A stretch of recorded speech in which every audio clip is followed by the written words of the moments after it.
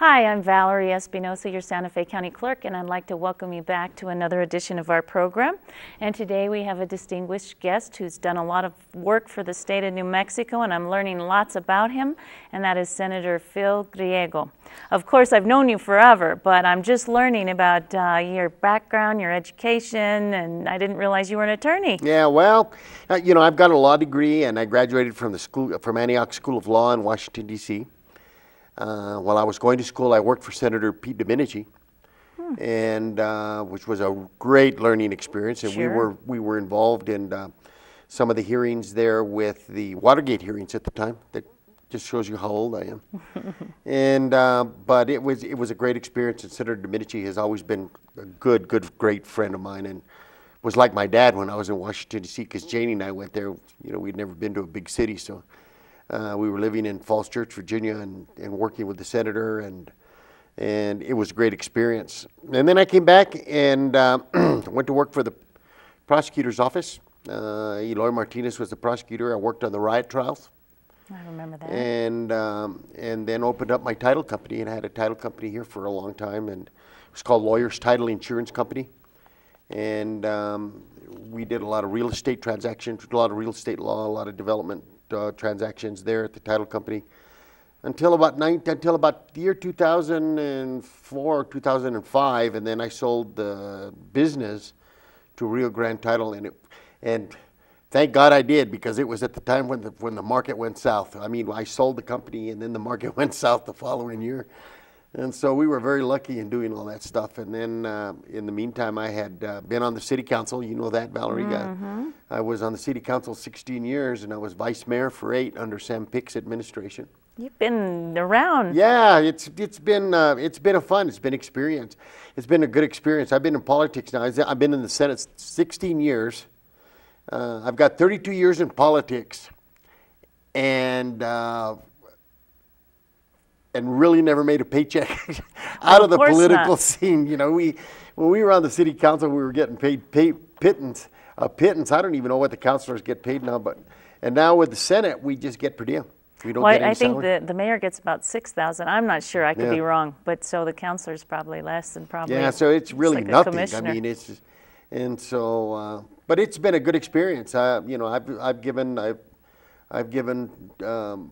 lot of years to public life, and it's been great. I've met a lot of great people in my political career, and we've done some great things, and we plan on continue doing great things, here. Well, some of the things that I've been impacted by are the laws, the election code cleanup bill that you've helped us with, and now we're also working on the bill for our poll workers to enable them to work during the early voting season, and also on election day, because we lost a lot of our skilled poll workers. So thank you for helping us out with that, you and everyone that's working on it. Well, Valerie, we're a citizen legislature. And when we do things like this, we have to collaborate with the professionals, which are you guys. And so your collaboration and your advice has helped us mold and prepare legislation so that it would work and it would function for the clerks. And so without your advice, without your guidance, because we're a citizen legislature, a lot of this stuff couldn't get done. So it's a tit for tat thing, and I want to thank you for taking the time and advising us and working with us to make the law function. Because ultimately it's the citizen that's going to benefit from all of this stuff. And you've been a great clerk. I know you're headed onto that political ocean again. You're going to jump into that boat again, and look forward to working with you on the PRC. And it's going to be an experience for you. And I'll tell you what, they need some real professional help over there. It's not easy. Think about it. It's not easy once you're elected as well. I mean, people think that these jobs are just, pat and back. They're not. They're hard work. You have to demonstrate your capabilities and show the public that you can do the job. Well, and you have to understand that you work for the public. So many of our elected officials and so many of our state employees don't realize that their paycheck comes from the taxes that our citizens pay. And so it's the citizenry who is their boss. And you know, as like my dad said when I got into politics, always remember. He says, remember these these things. He said, don't ever lie. He says, you tell the people what you think, and they may be upset with you, but at least they'll respect you. He says, number two, he says, never forget where you came from. Don't ever forget who brought you to the dance. And number three, like he that. said, number three, he said, remember, you don't own that seat, you rent it. And if they don't like the way you pay rent, they'll get another tenant. And I've never forgotten those three things. I've Don't never forget lost. where you came from, especially. Yeah, right. And Where did you come from? well, you know, I have a ranch in San Jose, New Mexico. We run cows. You know, I do alfalfa. We got some horses and chickens and, you know, just a regular ranching place. And but I was born in Santa Fe. I graduated from St. Michael's High School. My dad had Tito's Food Line. You remember the grocery store. And we had two of them, and I helped him run those until I went away to law school. And then when I came back from law school, I went to work for the DA's office. And I worked a little bit with Senator Domenici's office here in Santa Fe. And then I started my title company. And my grandfather had passed away, and my dad decided to continue the ranch in San Jose. And then my dad got sick and was unable to continue to do the stuff that he wanted to do. So he came to me and sat down with me one day and asked me if I wanted to do it, because nobody else wanted to live out there. Nobody wanted to do it. It's at a distance. It's about how far from Santa Fe? It's about 55 miles. And so you'll lo and behold, you'll be surprised. We went out there, and no one had lived in the house for a long time. It was kind of falling down. You know, there was holes in the roof and mice everywhere, and so we went in there, and lo and behold, I thought to myself, I said, you know, I don't know that I want to do this. This was back in 1994, and Janie, my wife, who is from Indiana. We know Janie. Yeah, and who is from Indianapolis, and I've been married to her 45 years. Can you imagine? And she's been by your side. She looks like she's 45 years old. What do you mean you've been married to her 45 years? 45 years. We got married February the 4th, 1967. Goodness. And it's been a great relationship, and you know, it's been. But anyway, I took her to the ranch, and I looked at her, and I thought, she'll never want to do this, and she jumped all over it, just like white on rice, bro. She wanted, we can fix this room up, we can do this, we can do this, we can reopen up the grocery store, and it was Janie who got me to move out to the ranch. And so when I got out there, I really got into it. We started working on stuff, and we got our alfalfa fields working. We got our grazing pastures working, and we started buying up these little heifers, and you know, we grew a herd of cows and horses, and we've been out there ever since. And it has been a great life. You know, it's been a great life. And I raised my kids out there, and now I'm raising my grandkids. Oh, and aren't they the sweetest? Yeah, you know, I got them when they were, well, my oldest, I got her when she was 6. She's now 19 years old. And she wants to study forensic science. Goodness. And yeah. She wants to be an agent. Yeah, she wants to, and she's always asking me, she says, Grandpa, come over here, I want to show you what I'm reading.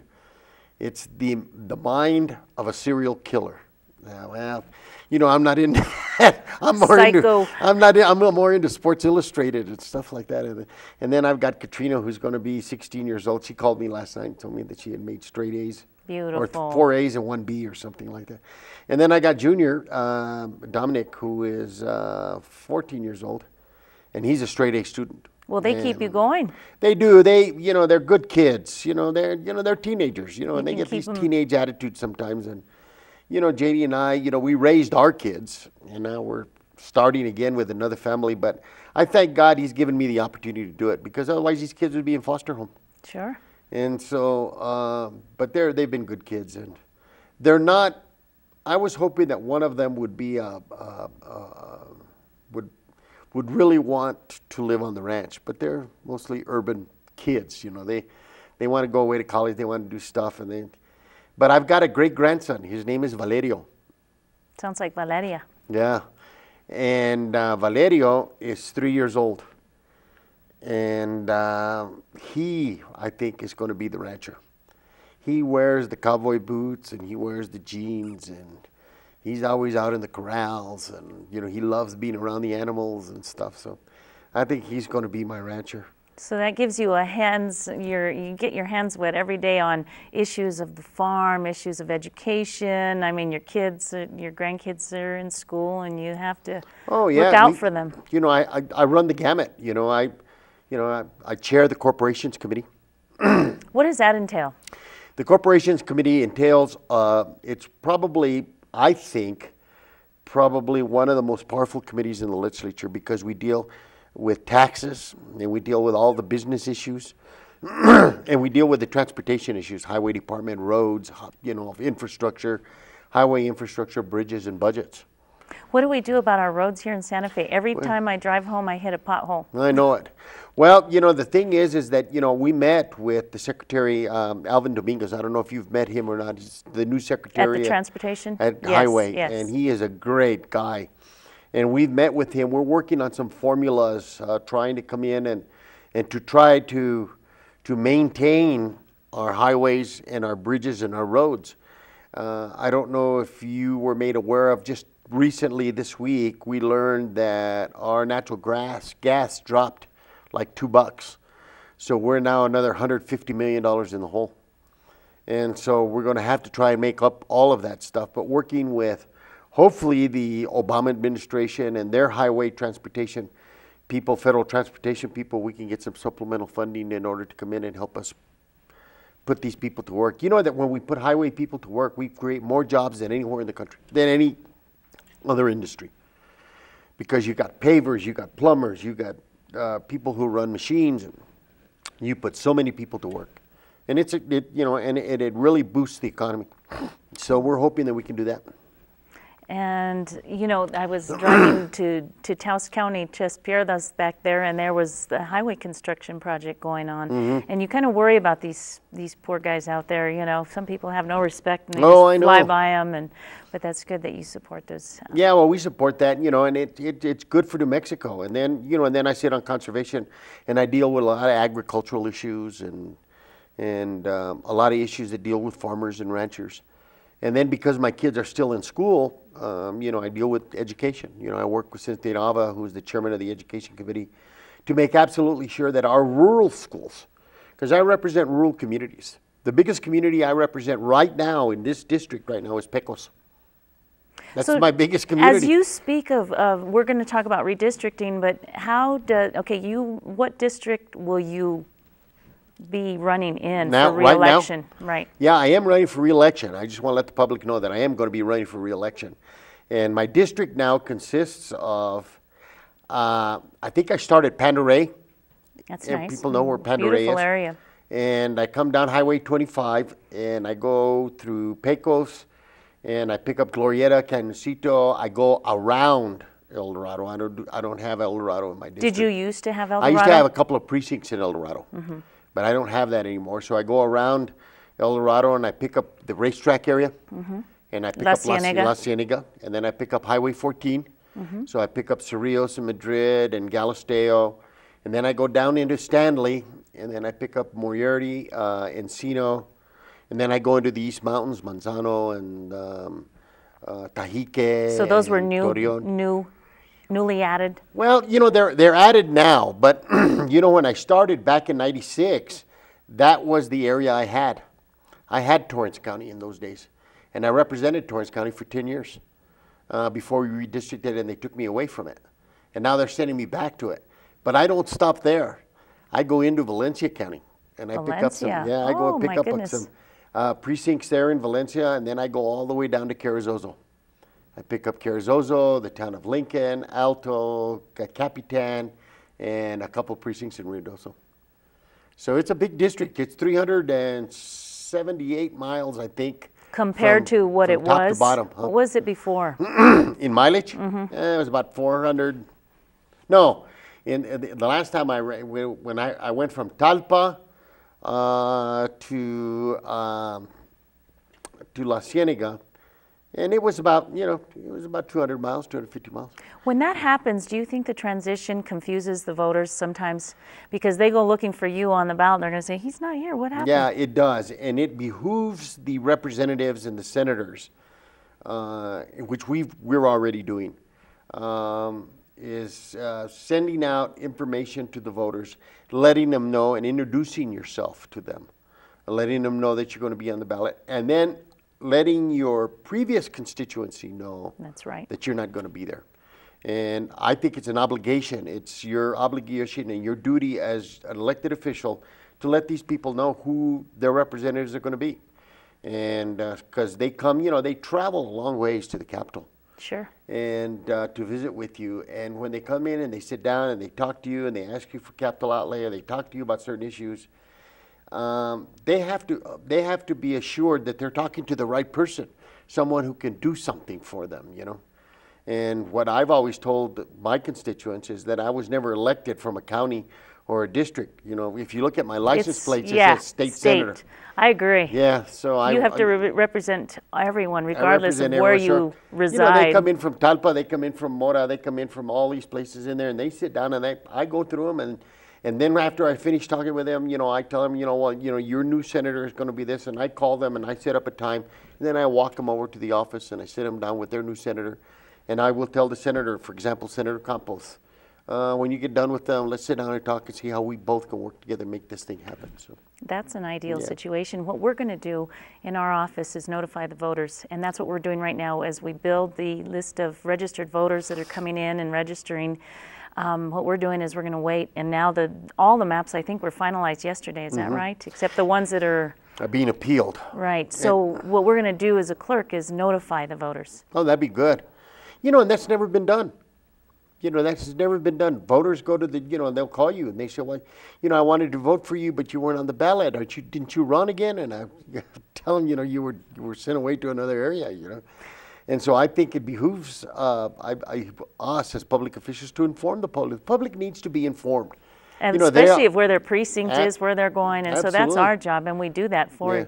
And you've done a great job. And you know, wherever you go, Valerie, you're going to do a great job. And you're going to bring a lot of professionalism and integrity to whatever office you want to take on. And you're a very popular clerk, and you're very professional, and you do a great job. Well, between you and, you know, and I have no qualms in saying that I think Diane Durant has done a great job at that Secretary of State's office, and we as elected officials deal with her almost on a daily basis. Well, certainly. And the people that she has hired up there and the professionals that she has hired up there is just incredible. Ken Ortiz, I mean, he's got Ken the Ortiz, experience. you know, and it's a bipartisan office now. You know? And I really appreciate that because, you know, you even said you worked with Domenici. It shouldn't be about bickering. It should be about getting the job done, regardless of your affiliation. Oh, yeah. You know, we went to AgFest the other night. And all the agriculture guys there, the farmers, the cowboys, the ranchers, everybody's there. Right. And I was introducing myself to one of the county commissioners from Lincoln County. And we were talking, and she told me, she said, well, you know, Senator, your reputation has preceded you all the way down to Carrizozo, and how favorable you have treated agriculture, and what a friend we as ranchers have in you. And I said, well, good. I said, you know, but I'm running for relay. I'm going to need your help. And she says, we're going to be there. She says, and we understand that you're a Democrat. And she said, but we don't vote for party. She said, we vote for what's in here, what's in your heart. And if you're a friend of agriculture, you're a friend of ours. And if you're a Democrat or Republican, we don't even wonder about that. That's what's important. And that's a great deal, you know. And remember, in the old days, it was all party, you know. And now people have realized that you've got to look at the individual. You got to look at what that individual has done in the past, and how you've responded to that individual with, you know, based on their record, and that they have set, and the reputation that you've developed, and then you build on that. And I think those of us, and I think you know, you and I think have done a great job for the constituency. I've made some mistakes. You know, I got 2 DWIs, remember, back in 2000 and 2001. But they're 11 years back, you know, and if people want to dwell on what I've done in the past, then they can go ahead and do that. Good but for I'd you. rather have people dwell on what I've done since then. Well, you've done a lot, and even just to help me when I first became a clerk and to just learn the business is hard. You don't go into these jobs knowing the election laws, the election code, the title business, but guess what? I'm there. Yeah. And it's thanks to people like you who have taken the time to help me understand the issues. And well, I thank you for that. And, you know, it's a tit for tat thing. You know, you have helped us along the way, too. And so, you know, and so I'm hoping that people look at what you and I have done, not yesterday, but what we have done today and what we can do for them tomorrow, based on our record.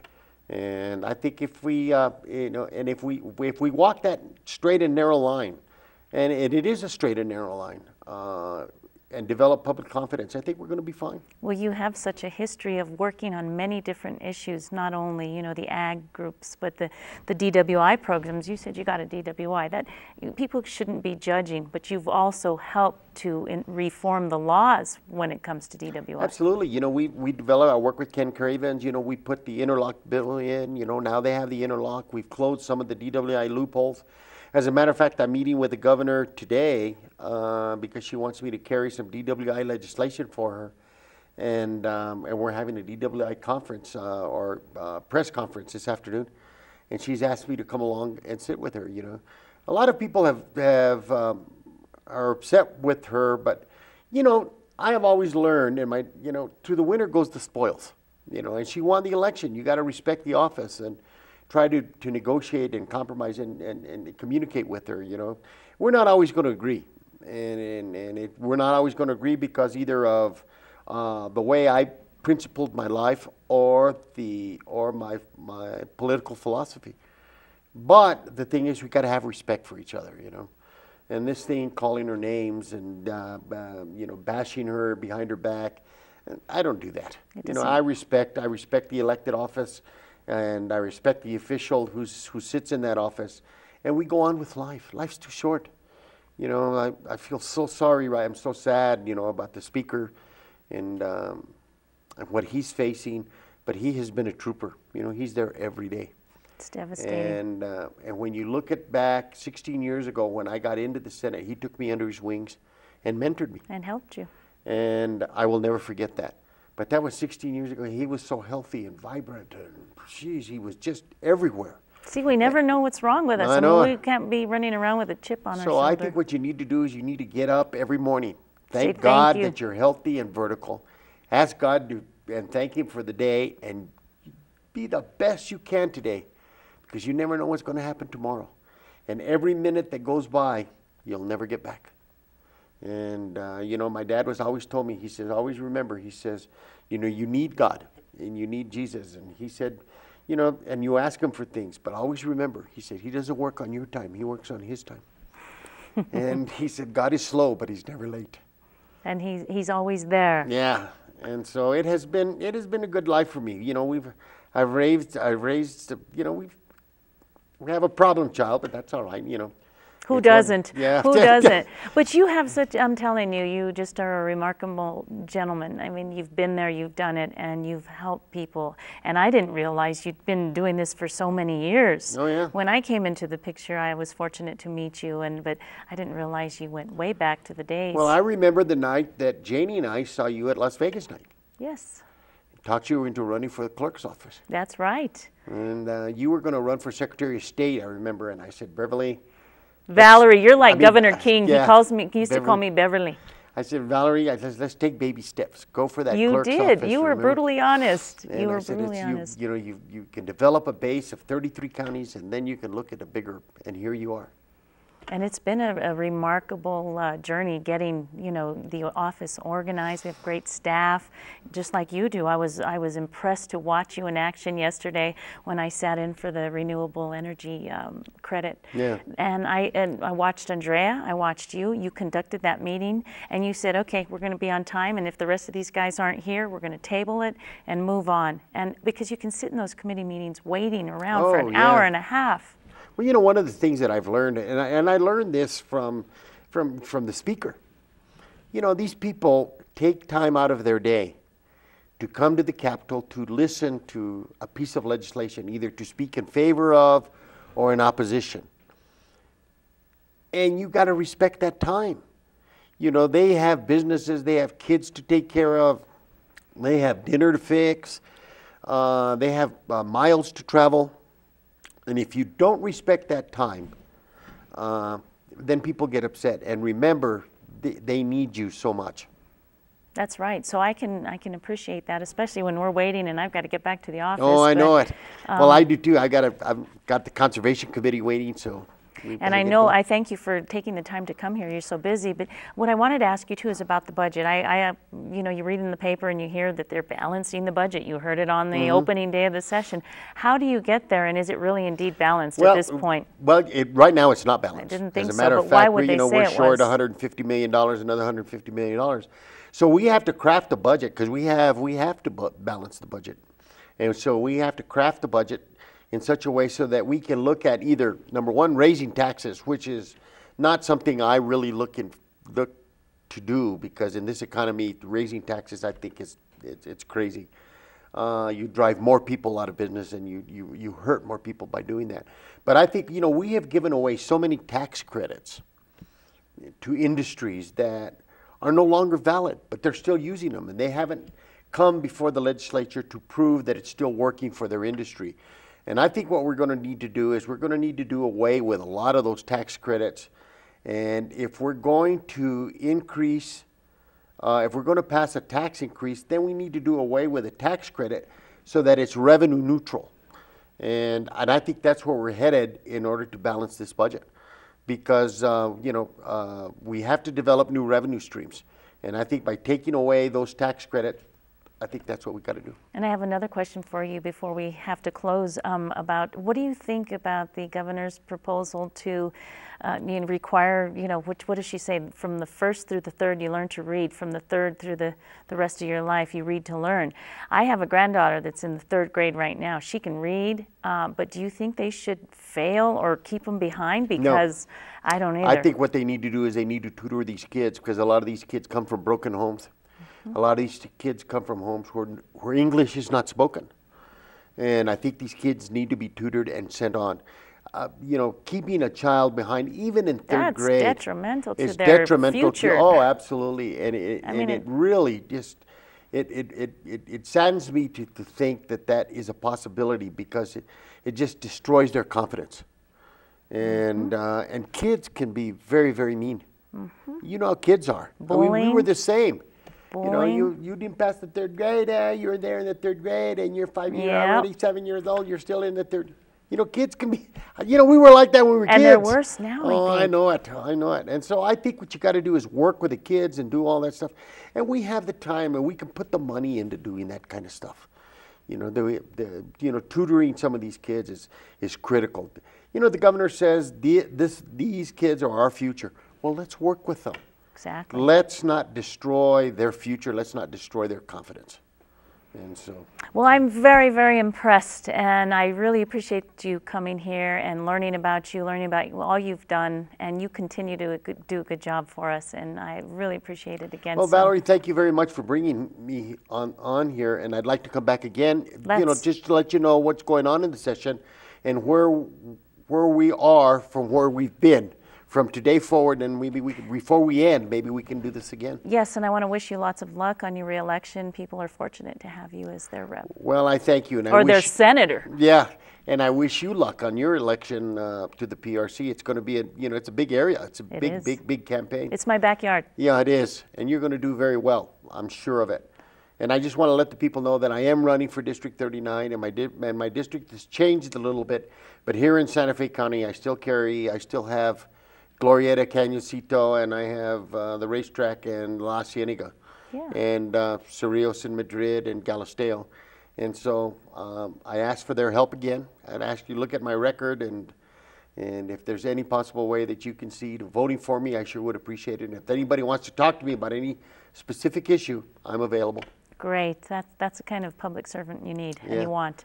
So thank you for viewing our program, and thank you again for being here. If you'd like to air on our program, please call me at 986-6280, and we look forward to all the candidates being on our program before the election season starts. Thank you very much.